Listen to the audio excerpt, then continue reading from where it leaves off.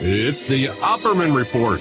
And now, here is investigator Ed Opperman. Okay, welcome to the Opperman Report. I'm your host, private investigator Ed Opperman. You get a hold of me at Opperman Investigations and Digital Forensic Consulting. Just reach out to me through my email, oppermaninvestigations@gmail.com. Otherwise, you get a hold of me through oppermanreport.com or oppermanreport@gmail if you want to talk about the show. Our Patreon, the Opperman Report Patreon. All kind of free documents up there right now about Ruby Ridge and about Colonel Michael Aquino. By the way, too, there's this whole big thing going on with Matt Gaetz with this ethics report that came out of the House. I've had that report for a long, long time. It's been up for free at Opperman Report Patreon. If someone could look at both reports. To me, it looks like the exact same report, but it's been up there for free. Then otherwise, Friday night, 3 hours of brand new podcast content. This Friday, I think I'm doing 4 hours. 8 p.m. Eastern Time, and then also, too, I play repeats every night of the week. But on our YouTube channel, we got the YouTube channel back, so keep an eye out for that. Opperman Report YouTube, that's back. But a lot of the best stuff is all deleted. And then my book, How to Become a Successful Private Investigator, we just uploaded it as a Kindle version as well for only $3.99. It's a bargain. I'm practically paying you. This book. We have tonight one of my favorite guests. I got to admit, man, this guy's really cool. He's a lot of fun. Anthony Andrews. You can find him on Twitter, his incredible Twitter account, where this guy's just like, man, he's obsessive. He's working 24 hours a day, man. The guy just had knee surgery, and he hasn't even taken a breath or slowed down for a minute. It's Anthony Andrews on Twitter. Then but the name is for the is at ANTHON7Y Andrews, ANDREWS, because his first got shut down under attack by Elon Musk, the free speech guy, and now he's got a new one, Anthon7Y Andrews, and then you could find him at Substack. That's when it's Anthony7 Andrews, which is the old one, and then also too he's got this knee surgery, so we're trying to raise funds for his knees, and that's donate to support during my knee surgery recovery, organized by Anthony Gonzalez, which is another name he uses with no Y in that one, but or 7. Anthony, my friend, how are you? Good. Hanging in there. I feel much better than I expected after the surgery, but the fight still must go on. So, yes. I'm glad to be with you, and I always enjoy our conversations because I think we bounce off each other pretty well, and we're able to get some real good information out to everybody. So, thanks for having me again. When you come on, I always have a notepad because you got so much information that I got to jot down to ask my questions. But Che Guevara says, I do not care if I die in combat if someone picks up my rifle and fights beyond me. So Anthony Andrews with no knees. Someone pick up his old knees. Continue the fight. Okay, bro. What have you been working on? What's new? But, there's so much going on constantly. And, obviously the Sascha Barros stuff, I've been digging deep into that, and that's it's so sensational. We've talked about it, you and I talked to a number of other people about it. It's we really want to make sure we're getting the right information out to everybody, and that's I think one of my things has always been to make sure I have all the receipts before I really start pushing anything and really putting it out there. I have stuff I work on that I haven't even put out there because I don't have all the receipts yet. And I think Sascha is another guy. You've had your own experiences with him, I think, which is a little telling as well, whether it be him or even the Lisa Bolding, how it's being handled. But I think you can speak to that. Well, let's start right out the bat. William Sascha Barros Riley. Tell us, who is he and what's his story? So he was a retired military Army guy. He retired, I think, in 22. He's in his 40s now, but he had done some recordings with not an attorney. It's a woman up in Canada. She's not a journalist or anything, but she's up in Canada, and he had done some recordings, which is basically whistleblowing, talking about his experience that he had as a child being abused. And it started with him being adopted in Germany at the age of 4. And technically, actually, when you look at the paperwork, and this is, one of the things that kind of jumped out to me too, is, he was born in 1973. He's released a bunch of paperwork. I put it on my Twitter account and my X account, and whether it be his adoption papers, even some other his DD-214 he put on there to verify who he was. His adoption papers show him being born in 1973, and being adopted in 75 years later. So he was 5 rather than 4. So, there's some details that are a little off there, but ultimately, what he said was, he was trafficked by, some of the worst of the worst that we know, and the very worst being Donald Trump. And, ultimately the most sensational part of his story is talking about how his interaction with Donald Trump during that time when he was being abused, he actually caused the incontinence problem that Trump has right now. And, one thing I would speak to that in terms of, people understanding something very unusual that does align with what he's saying there is, if you remember that Dr. Bornstein, who was Trump's personal doctor before he became president, he was a gastroenterologist. He wasn't just a regular old doctor. He was actually a gastro doctor, which, seems a little unusual in itself. Why would he be Trump's primary? But, if you remember the guy, he definitely looked a little out there. And, so a lot of people also remember, when Trump was elected, somebody went, and when he was elected the first time, they went to his office and actually took all of Trump's medical files from Dr. Bornstein's office. So, I think it was Keith Schiller himself. I think Keith Schiller went down himself, the head of security. Yeah. And, that reminds me of, remember when, Comey got fired? He was in L.A., and I think it was Schiller or even Calamari showed up in his office in D.C. or whatever, and to look at his computers and stuff. A lot of people forgot about that, but it seems like another similar tactic in terms of just grabbing information to make sure nobody get that they don't want to have their hands on it gets their hands on it. But so getting back to Sascha, I think the thing is he's got a pretty legitimate story when you look at the year's worth of information that he's put out there. Starting in 2019, one of his social media accounts, he was talking about this, and he's been very forthcoming in terms of directly tagging a lot of these people that he has accused of abusing him, like Andy Biggs or Jim Jordan and a number of others, including Donald Trump. And there's some that he can't quite remember. It's several hours of recordings to listen to. So, it's a lot, and it's very heart-wrenching, so to say, and disgusting, honestly. I think a lot of people, sometimes when they've listened to it, I've read a lot about people, getting very upset about listening to that. But I think one of the things to get people to understand is, we've always said we're going to find out much worse things than we can imagine once all this stuff starts to come out. I mean, there's a reason they're working so hard to keep those Epstein files out of the limelight. And, I've written about it a lot, whether it be Melania's connection, which nobody ever talks about, but literally she was right in the middle of the Zampoli stuff and the Eastern European trafficking ring they had with Casablancas and Brunel. I mean, I'm throwing a million different things out there, but there's so much attached to all of this. So, and there's also similar people that are coming out, whether it be the women that have, accused Trump and Epstein of abusing them, who unfortunately, we live in a misogynistic world where, a woman can, say anything until their face turns, a woman can say anything until their face turns blue.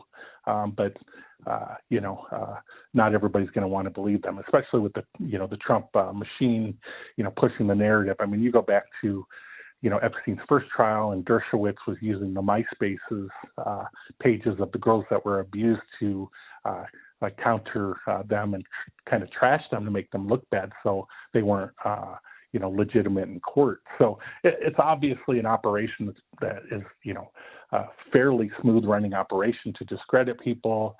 So did the prosecutor at the 2006 grand jury. That she was interrogating questioning the detective in charge of prosecuting Epstein, talking about one of the young ladies, and he goes, "Oh yeah, she's an exotic dancer," and the prosecutor goes, "A stripper?" The prosecutor was smearing her own witnesses. Exactly, and it's just it's insane because it's an infestation into everything in our nation. I mean, we see it now, but especially with the prosecutors, and we talk about New York City and what happened in New York City. I mean, we could go all over the place, but Cy Vance and why Don Jr. and Ivanka didn't get indicted, for all the bad things that they did, and the cult doesn't want to hear any of it. But my big. But let me ask you this then. Okay, now I go back to thinking about the Katie Johnson days, right? And Sure. whenever those allegations would come up, the cult would jump all over it. Where are they now? How come there's not this organized MAGA opposition to the Sascha Barros story? Yeah, it's interesting. You could look at it two ways. Either they're not going to address it because they don't want to put a spotlight on it, or they know it's not true or something. But my feeling is it's more they don't want to address it because they don't want to put a spotlight on it. It's obvious, even on Threads where Sascha is more active now. He's been active on Threads, not any of his own other social media, like Facebook or even Twitter. He said he doesn't even have his Twitter account anymore. But they're suppressing that information. They're not letting. Well, he's blocked me on Threads, so I can't see that anymore. But and I think we need to talk about that a little bit too. I mean, you're the guy, Ed. I mean, you've done some serious work in the past, and I don't understand. I mean, you had told me, and I know you talked about it on your show last week or so, where you had an interview set up with Sascha back in July, and then Lisa told him not to talk to you. I mean, why? I mean, if they're really trying to get the word out there, so I'm going to be devil's advocate a little bit here. When you look at Threads and all the comments that he's making on Threads and replying to people, he's not approaching it the right way, like you said. I mean, I've even reached out to him, and he even follows me on Threads. And I've even told him specifically, I can help. I mean, if you want to get the word out, I have some connections, whether it be, through you, whether it be through, the Epstein Wiki group that I work with, and a couple other people. I'm not anybody special, but I think, my work speaks volumes in terms of, just getting the truth out there, regardless of what the circumstances are. You got huge engagement. You have huge engagement on Twitter. There's no doubt about that. But the thing is, Anthony Andrews, are we even sure that that's him operating that Threads account? Because when I was private, we had an agreement, me and him. He says, okay, I'll talk to you Monday morning. So I said, I didn't hear back from him. That was after I had my confrontation with Lisa. How do you pronounce the last name? Bolding. I don't know the middle part. Bolding. Because I had asked Anthony, I asked Sascha, hey, has Lisa ever told you that she was friends with Trump? And no response from either one of them for days and days and days. And then finally she comes back and she says, Ed, that's slander. Who's paying you? I never met Trump, and Warren Buffett has probably read my articles, some nonsense like that. And then I said, well, here's the recording of you in 2005 saying that, the interview is saying, I just had a conversation with Bo Dietl, and he's friends with people like Trump and Warren Buffett. And she goes, same friends as me. So when I played that, when I linked that to her conversation to that thread there, she disappeared. She's gone. So exactly. Sascha was supposed to get back to me Monday morning, and I said to him, I says, hey, dude, you guys are talking about me. One thing, you're dragging me into this. And some people thought I was a little harsh on him, but most of the people I work with, said, no, you weren't. You were right. And I says, look, dude, people are coming to me asking me about this business with the Oversight Committee, and I'm hearing that you have no contact with the Oversight Committee. What's going on with that? And after that, he blocked me. And I asked him, too, can you speak to me on the phone? And he says, no, I don't want to speak to him when I'm talking to anybody. I have his number already. I can call him up right now if I want. We should call him up right now on the air. But what do you call it? Yeah, well, and we don't even know if that's him. We don't know who's operating that account. Exactly. And, we talked about in the past when I've been on with you where, I'm an expert at getting targeted. I've been targeted plenty of times, people sharing bad information or trying to target me for one reason or another, whether it be McGonigal's ex-mistress, whether it be, Artem Klushin, who's a, high-profile Russian agent, and a number of other people. But, even now, especially now, I probably have 5 DMs on X right now that I'm working through where people are telling me these stories. And I'm still, I'm always very cautious. I tell them from the beginning, I'm going to vet you. I'm going to find out all the information I can about you, and please share with me what you can, because I want to help if you want to get this out there. But there has been a few that I've ended up having to block because they don't think that I'm going to do my due diligence. And one person, as an example, she was telling me all this stuff about, her having ran for governor in California and all this other, which is legit. I looked it up, and how she, is anti-Trump and all this. But then I'm looking at her daily Facebook page, and she's posting all this pro-Trump stuff. And I'm like, well, then you're talking out your ass as far as I'm concerned, and something's not right here. So, there's a lot of that going on in this. And especially, we are in an information war. If we're going to, look at the other side of this and talk about Sascha, maybe, even though we've got, 7 years worth of social media documentation that he wrote, that was 2019. That was still the peak of everything we're dealing with here. And who's to say that it wasn't just kind of pushed out there in a way to, they do a really great job of projecting and countering narratives in a way that pushes us off on the wrong trail. I'll bring up, Louise Mensch is a great example of that. She's just insane. I'm sure you're familiar with her, right? Yeah. But see, Anthony, that's one of the things I'm concerned about. See, here's what I was just talking. I just did a live show, a solo show that's going to play before this.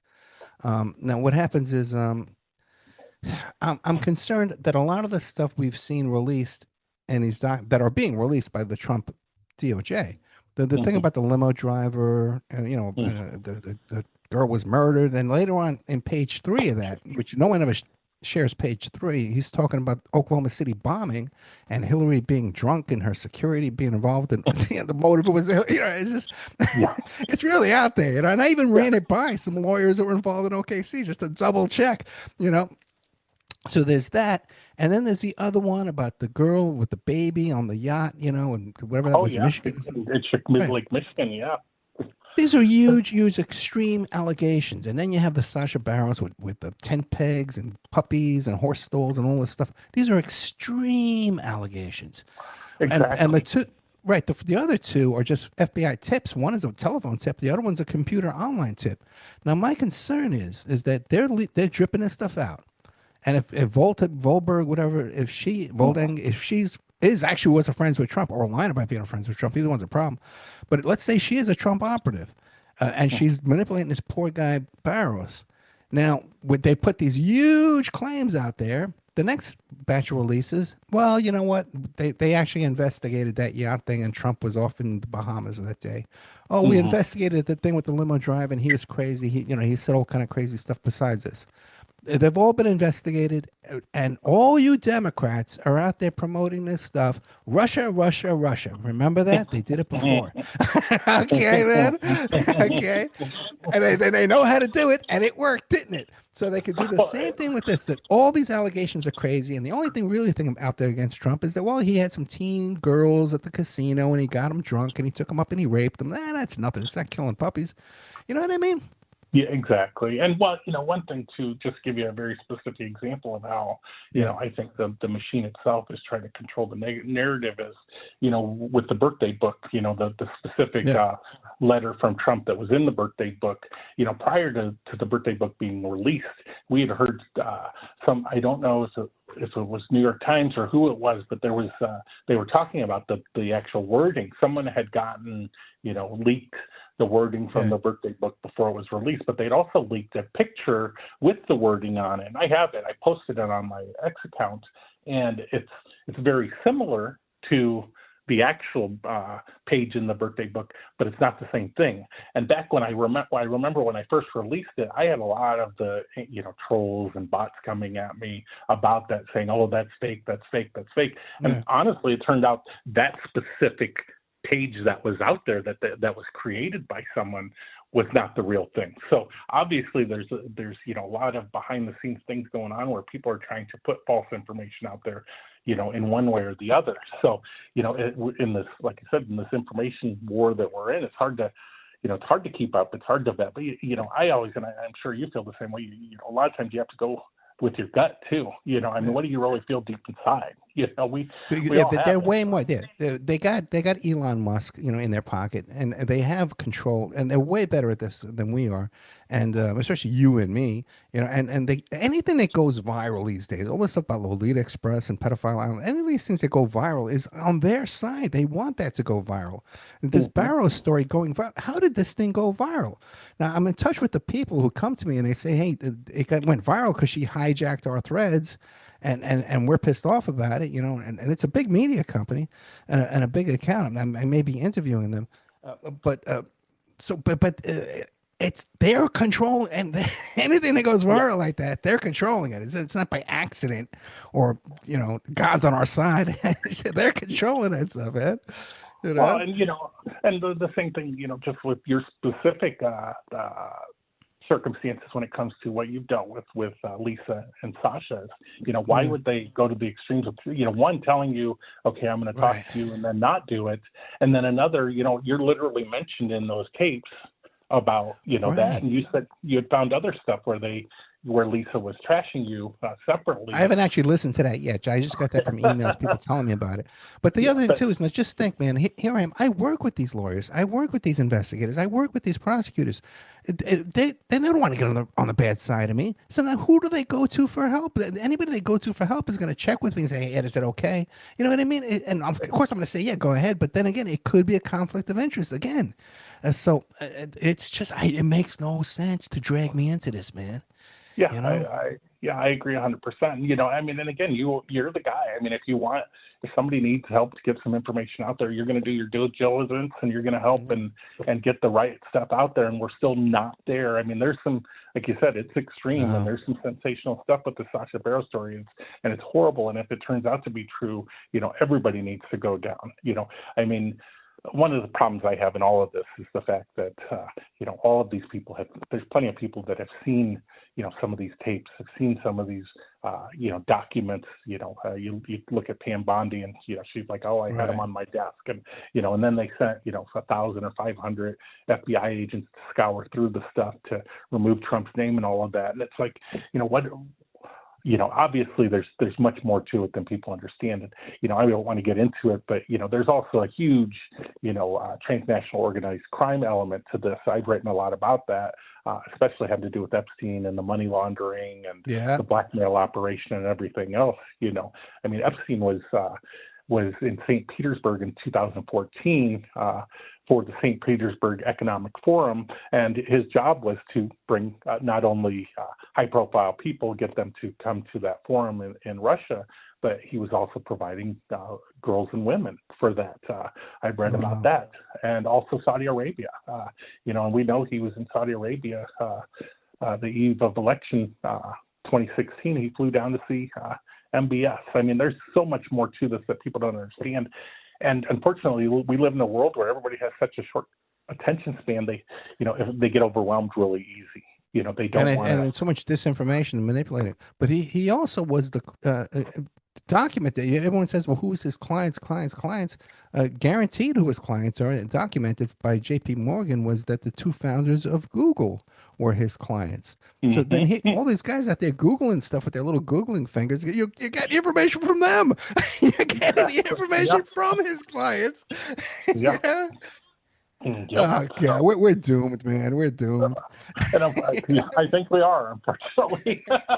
I mean, who's stopping Trump? I mean, look what just happened in Davos. Lord help us all. Oh, my God. What was that, man? That was, no one's going to say that was crazy? Yeah, most people do. And, I jumped onto a Spaces call last week just to kind of test it on X to see how it would go. And I had somebody ask me a question. He was a French national. He was in France in France now. And he was asking me, he's like, what is going on in the United States? Is the majority of the country, have they lost their mind or what? I'm like, no, it's just this extremely loud minority, also, hand in hand with this machine of misinformation, with the trolls and the bots. If you've read the IRA indictments, you go back to, Internet Research Agency, which was run by Prigozhin, Putin's chef, who he ultimately, blew up that airplane to get him out of the picture. Wagner Group, yeah. Yeah, the Wagner Group. The IRA, all of the tactics they did. Now, I think my personal opinion, it's all been, nationalized within the United States, and the machine is internal now. They don't have to. Well, yeah, Mueller indicted a bunch of guys from Staten Island that were part of that, Mm-hmm. And I went, because I'm from Staten Island, so I went and looked into that stuff. And you got to see, bro, you got the porn sites these guys were running were so freaking sick and disgusting, man, like serial killer stuff. You know what I mean? Like you can't even call it porn. And in the Steele dossier, and a lot of people have complaints about that, but I know you don't, is that they talk about how the Russians had the ability, I think they even mentioned the Internet Research Agency, had the ability to redirect porn traffic to shut down websites. And that's exactly what happened to Lisa Bloom's website and to the live stream website the day the Katie Johnson plaintiff was going to do a press conference in November, right before the election. Yep. And, so obviously, I mean, based on what I've, looked at and researched and gone back, and putting all these pieces of the puzzle together, I mean, this is an operation that's been going on specifically with technology for easily 20 years. Ukraine, a lot of people don't understand, the election that Manafort was involved with Ukraine and Yanukovych and building that image and rebuilding Yanukovych's image to help him get elected, and he was the pro-Putin candidate in Ukraine way back then. A lot of the tactics they did were almost like a mirror of what we saw here. But in that case, in Ukraine, he literally did lock up his opponent after he won the election. And they did poison her too, so it's insane. And, I read something recently when I was reading the Glenn Simpson testimony to Congress from 2018. And, basically he said it's been known forever that Manafort's a Russian asset. And I'm like, nobody's talking about any of this. I mean, Manafort just kind of, and he just kind of slid underneath the radar and still is. But, him, and I have a picture that I posted of him and Roger Stone. Don't get me started on Stone. But they were at, the RNC, back in 2024 leading up to the election, a picture of the two of them together. So they're obviously, heavily still influencing and involved in everything going on. And, both of them go back to the Reagan years. And Liebengood, the father of Howie Liebengood, the Hill cop who committed suicide the day after the coup attempt, January 6th, his father worked for Stone and Manafort at that lobbying firm. But wait, I got to tell you, since you mentioned Roger Stone, I got to tell this real quick, man. If you go to your supermarket right now and you find the National Enquirer, there's a story there about Clinton, and I'm quoted in that story about some nude photos about Clinton and Trump were on Epstein's plane with nude photos that I heard about back in 2016. So they take and I also talk about the 24-page letter. They actually have that included in there about the Clinton Foundation being set up by Epstein. But in there too, the one who they go to verify my information and my exclusive information to them is Roger Stone. He's Roger Stone. Has been blocked.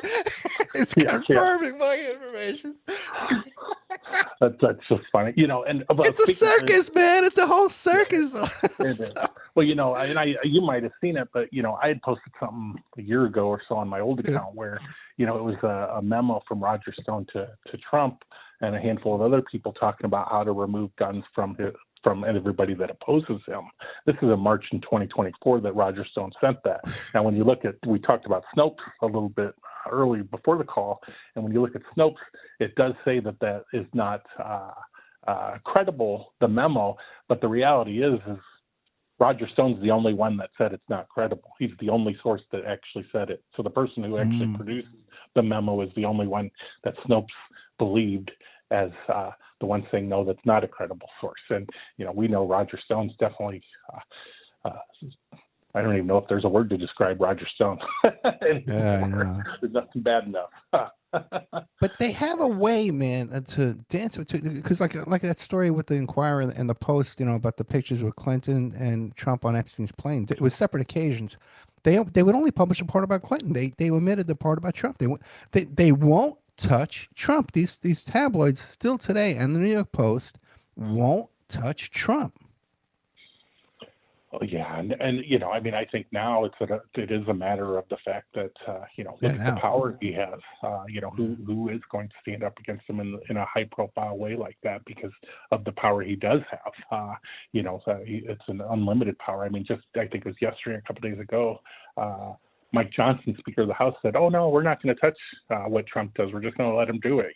Article 1 doesn't mean a whole lot to Mike Johnson apparently, and so there. And if you go back and you read Project 2025, there's a whole section about the power of the executive branch, and when I read through it, it actually not only gave Trump as POTUS a tremendous amount of power with no oversight.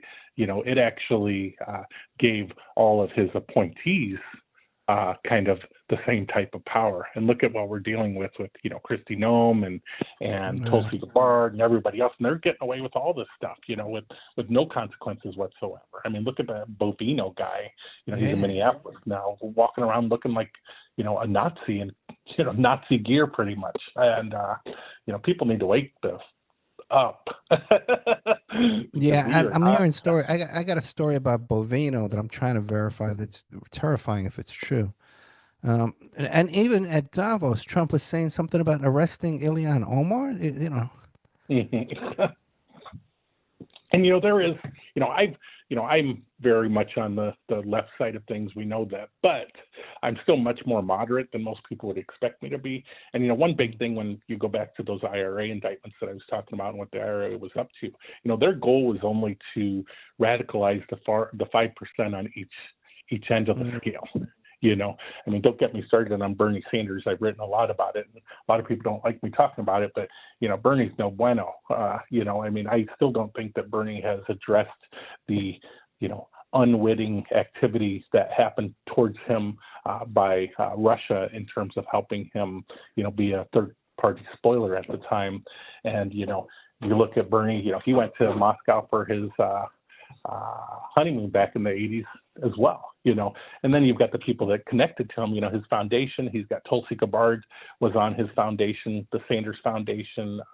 Cornel West is on that foundation. Just a number of people that you really, you're going to question, Nina Turner, who's Jill Stein wanted to be her VP candidate back in 2016. So there's just all these odd connections that are like, Tad Devine, who worked with Manafort in Ukraine, worked for the Bernie Sanders campaign. So there's just too many connections out there that, gives, credibility. And I'm sorry, I would never vote for Bernie. He's just not the guy I want to be president of.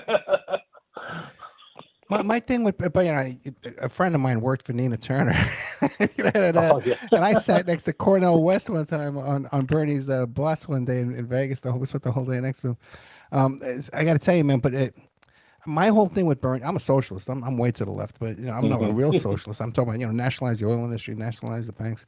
No one talks about that. But what do you call it?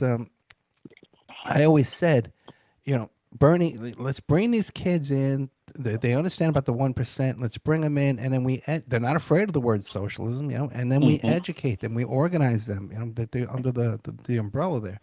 But now, what are you're saying that Bernie how was he manipulated to be a spoiler third candidate? Well, when you look at the IRA indictments, there's a specific statement in there from a document that they had procured where basically they were instructed, all the people that were involved, all the Russians that were involved in these activities, and a lot of them were doing them from the United States. They had immigrated into the States just like Maria Butina had done with the NRA and everything. And basically there's a quote in there where it says, they said, criticize Hillary and Ted Cruz and everybody else, leading up to the election as much as you possibly can. That was kind of their directive, is to go after those people and delegitimize, their candidacy in one way or another. But what the kicker to that statement was, and then it was a dash, and it says, except Sanders and Trump, we support them. And this is literally from the Russians. Send that to me. Send that to me when you get a chance. Yeah, I'd love to see that. Yeah. I will. But the thing is, but then what about, because Bernie did have the popular support, like especially with the Nevada caucus, that was totally stolen. That was stolen from Bernie, and he was on a roll there. So what do you make of that? you know, I look at Bernie. He says a lot of the right things, but what has he ever actually accomplished? And on the other side of things, you know, again, it's that gut for me. I've read a lot. I've looked into a lot. You know that when I look at, I mentioned Tad Devine, I mentioned Nina Turner, I mentioned all these other connections he's had that, you know, go loop right back to, you know, Russian intervention and everything else. And I just don't feel like Bernie has done enough to address the threats and his apparently unwitting role in this. You know, he should be out there on the front line saying, yeah, Russia attacked and they tried to use me, you know, but instead he's still out there doing what he can. And, you know, I go back to AOC, you know, they were doing the tours together after the election this time, and, you know, Bernie and AOC. And again, unpopular view on the left is, you know, I'm not a huge fan of AOC personally either. And one of my things with AOC is their support by Artem Klushin. You know, I posted several posts where he talks about AOC being, you know, kind of their backup plan. Now, again, you know, he could just be talking out of his ass, but ultimately, you know, he's done it several times. And when you put the whole entire pictures together, it does bring question to mind about, you know, what her real role is and what she wants to do. I mean, even recently, I posted it too, because I always, you know me, I'm the king of receipts. But I was just going to say, explain who Artem Klushin is. I couldn't even spell his name last time. Okay. And not everybody's an Anthony Andrew fan like I am. Okay? But I follow you obsessively like I do. I think I retweet everything this guy writes. Okay, even he puts up a recipe, a picture of his knees. I'm retweeting it. So explain who Artem Klushin is. So Klushin is basically a Russian agent that was he is in Putin's inner circle. I've shown that through his social media activity going back 2 decades, and you know, almost 2 decades. He was one of the tech guys who you know, had a lot to do with the social media side of Russia's intervention in Ukraine. Like I said, that was kind of their jump off point in terms of, you know, exercising these their abilities to interfere. And in 2013, you know, he was I think he was hired as the PR guy for the Agalarovs for the Miss Universe pageant. But again, I think, you know, as an agent, he kind of does various roles, does different things. And he was right there with Trump. He has pictures on his Instagram, pictures on his Facebook, pictures on his Twitter of him with Trump back in 2013. And then his connection specifically to Konstantin Rykov, who's another Russian agent, and Maria Katsasanova, she's another Russian agent. She was most specifically involved in the election interference in France and very close to Marine Le Pen. But Artem Klushin, additionally, I had written a thread on my now nuked account where I outlined instructions that he would give on Twitter openly to the Trump administration, and he would tag Trump in these things. And then you can actually look at the date that he would post something, the date that the media picked something up, or the date that Trump made an announcement. And I have several instances, you know, more than probably 6 or 7 different instances, whether it be removing classified status from high-profile people, which we've been aware of, or the RBG and Amy Coney Barrett stuff. I've shown this very specific timeline of him influencing what appears to be him giving instructions, and then very clearly through media or announcements by Trump or his administration, you see all of this falls into place. And it wasn't just a one-off, it was several times. But then when you fast forward to February of last year, now I've engaged with Artem a few times. For some reason, he likes to talk to me, or he used to. He doesn't talk to me anymore. And I kind of try to push his buttons a little bit. But, you know, he's very arrogant. And he told me straight up, you know, this is what I do. I'm proud of what I do, and yada, yada, yada. And but I had written my Krasnov thread in February of last year, and he spent 3 days entirely straight up full 3 days trying to discredit the thread, discredit me, and even send me veiled threats, including putting an ad on Twitter, as well as posting an AI story about me where my character dies at the end. And then additionally, as you move forward into the summer, he actually is the architect of Elon's America Party. And ever since the election on 11/6 last year, or 2 years ago now, he literally posted a 91 post thread of instructions tagging both Trump and Elon. So there's definitely more to this than people realize. It's a lot for everybody to absorb, but I've literally laid it all out there, showing exactly what this person's role is, who they're connected to. He has pictures of himself with Putin. And pallets of cash, like $1 billion in cash, right? Yeah, he had posted. I was on Truth Social at the time when I really started looking into him, because I was trying to fight the fight on that side of things. And he on his Instagram, he had pallets of what he said. He had a video where he said, "Oh my God, it's a $500 million in U.S. cash." It was pallets of cash in Dubai, at his home in Dubai. And then he has other videos where he has himself surrounded by cash and stuff. What's the address of that house? We should go over there, man. Well, the funny thing is he had a video he posted of him pulling a gold bar out of his refrigerator in a high-rise condo in Dubai.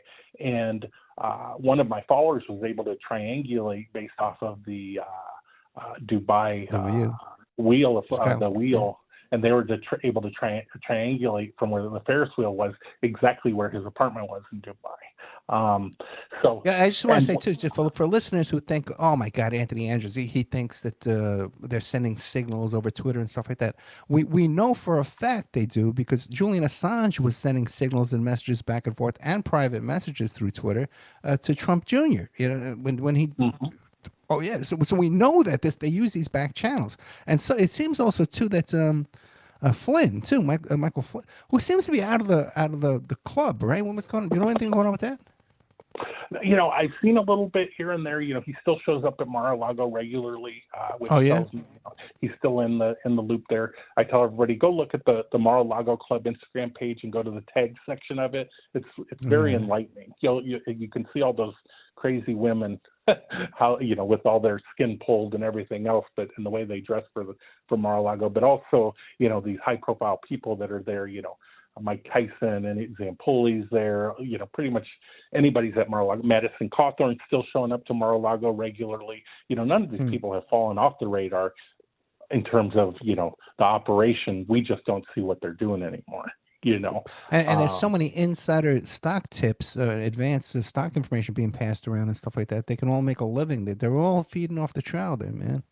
Well, exactly. And, and then this whole crypto scam. I mean, but, that also ties back to Russia. I've written about that.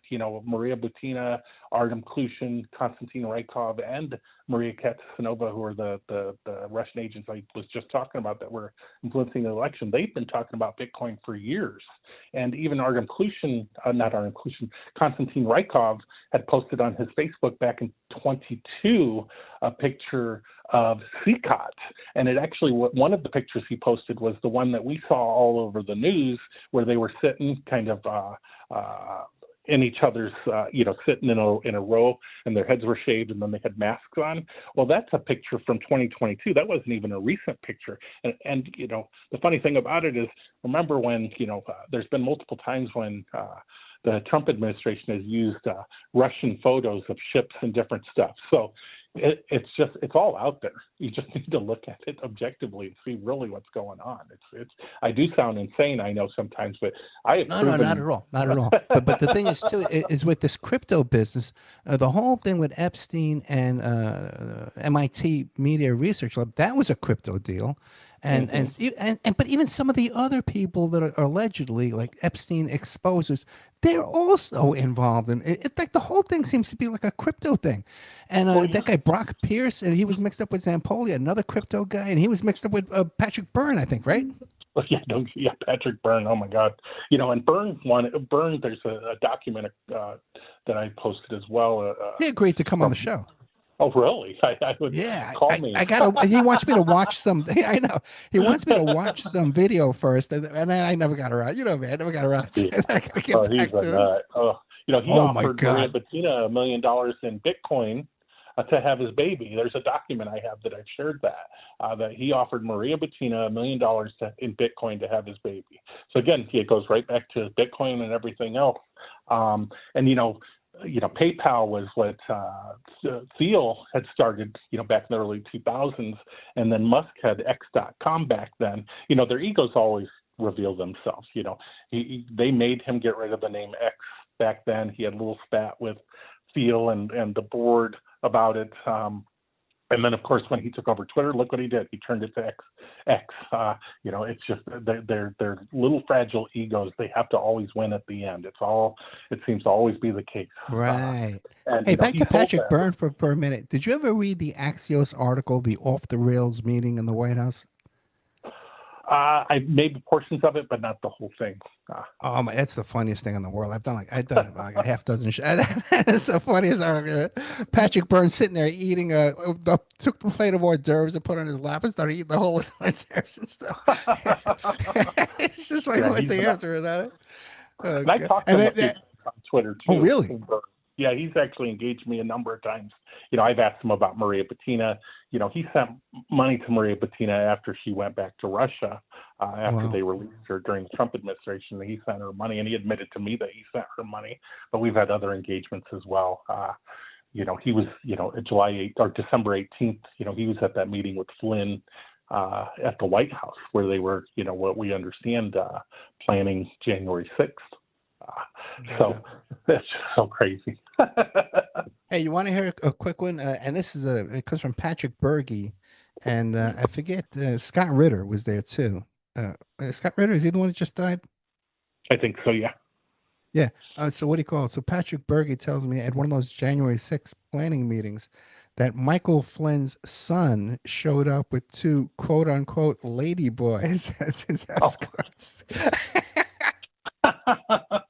Like, what's going on with this bunch, man? Well, and we had heard, and that's another thing I don't understand. You'll go back to Flynn and his trial and everything that he got in trouble for, and where the judge themselves even said, why wasn't he charged with treason? I've written about him texting 10 minutes after Trump was sworn in at the inauguration. He's sitting in the stands texting Russians about the nuclear deal being a go with Saudi Arabia. I mean, this is legitimate stuff that's out there that people have not paid much attention to. But, and look what we're dealing with now, Saudi Arabia. And, I'll say on the air here is, I believe, and you've read it, Jared Epstein is the heir apparent, or Jared Kushner is heir apparent to Epstein's operation.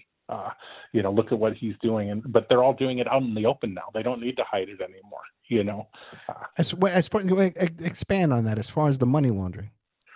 Well, look what happened when Jared left, or when Trump left office.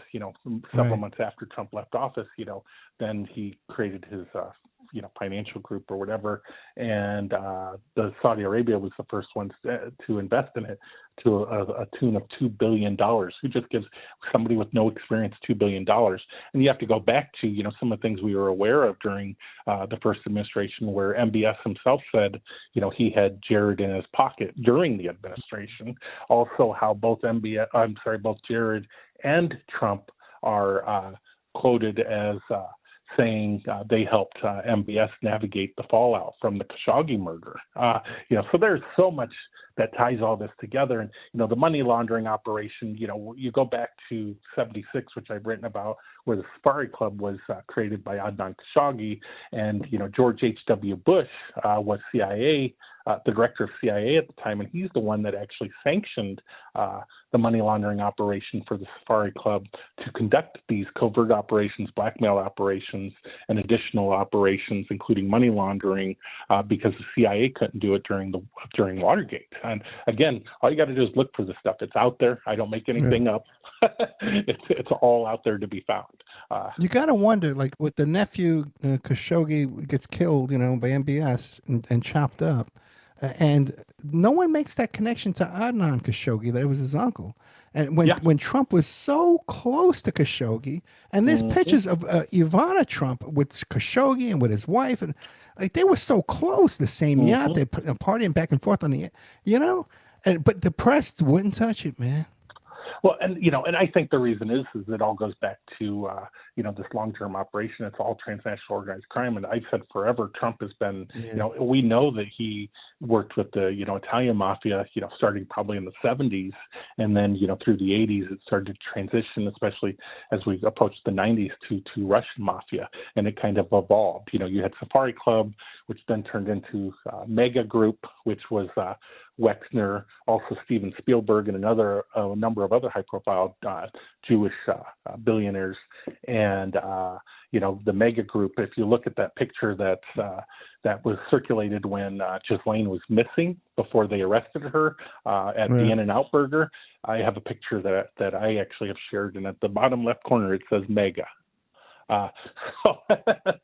So that could be a coincidence, but it's very odd, and her dad was tied to Mossad and KGB as well, and he died a week after he was outed on those things. So, this is a long-term operation. I think a lot of the reason people don't talk about it is because of the intelligence aspect of this, and that's how they've been able to protect themselves.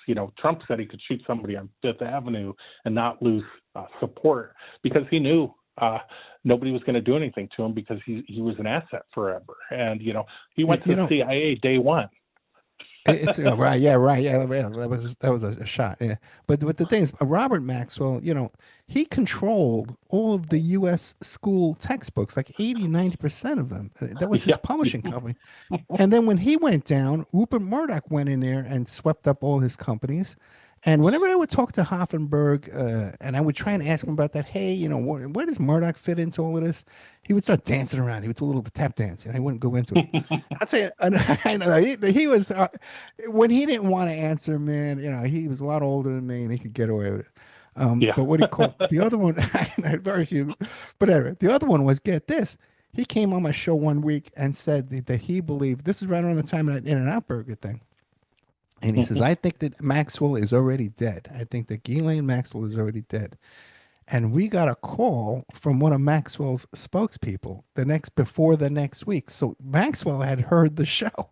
She heard the allegations, at least, from the show, and contacted Hoffenberg to correct it.